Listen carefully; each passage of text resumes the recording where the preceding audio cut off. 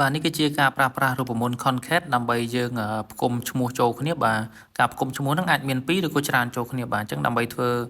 ការងាររបៀបហ្នឹងបានអ្នកទាំងគ្នាអាចតាមដានវីដេអូនេះបានបាទជាដំបូងអ្នកទាំងគ្នាមានតារាងមួយបាទមានឈ្មោះនិងតកូលបាទហើយអ្នកទាំងគ្នាចង់ផ្គុំចូលគ្នាបាទដើម្បីផ្គុំចូលគ្នាយើងមានរូបមន្តផ្គុំបាទរូបមន្តហ្នឹងឈ្មោះ concrete អ្នកទាំងគ្នាគ្រាន់តែវាយសញ្ញាស្មើ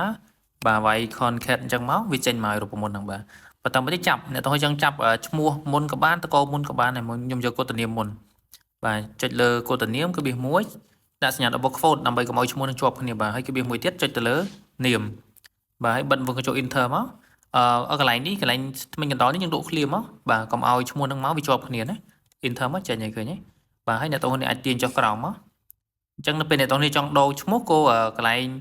រូបមន្តហ្នឹងក៏វាដូរឲ្យយើងអូតូដែរអាហ្នឹងគឺតកតងទៅនឹងការប្រាស់រូបមន្ត concrete ដើម្បីផ្គុំឈ្មោះចូលគ្នាហើយបើសិនជាឈ្មោះច្រើនដូចបរទេសអញ្ចឹងគេមានឈ្មោះ3គេមាន middle name ទៀតអញ្ចឹងក៏យើងអាចផ្គុំបានដែរបាទមាន3 4ឈ្មោះក៏យើងអាចផ្គុំបានដូចគ្នាហើយឥឡូវយើងចូលដល់វគ្គបបែកម្ដងអាហ្នឹងផ្គុំឈ្មោះចូលគ្នាឥឡូវយើងចង់បបែកឈ្មោះចេញវិញបាទយើងត្រូវធ្វើរបៀបណាបាទឥឡូវដល់វគ្គយើងបបែកឈ្មោះបាទយើងមានឈ្មោះនៅមួយកលឹមបាទឈ្មោះយើងនៅមួយកលឹមជួយឈរអញ្ចឹងហើយយើងចង់បបែកឈ្មោះនៅផ្សេងតកោផ្សេងអញ្ចឹងដើម្បីធ្វើបែបហ្នឹងអ្នកទាំងនេះ select មកបាទ select ហើយអ្នកទាំងនេះចូលកន្លែងdata បាទចូលកន្លែង data នៅខាងលើនេះមកហើយយកពី text to column បាទ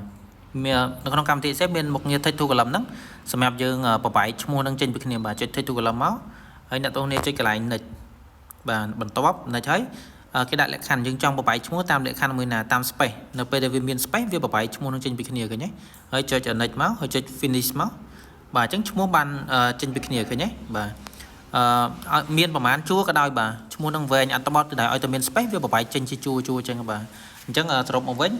នៅក្នុង Excel អ្នកទាំងនេះចង់ផ្គុំវាចូលគ្នាក៏បាន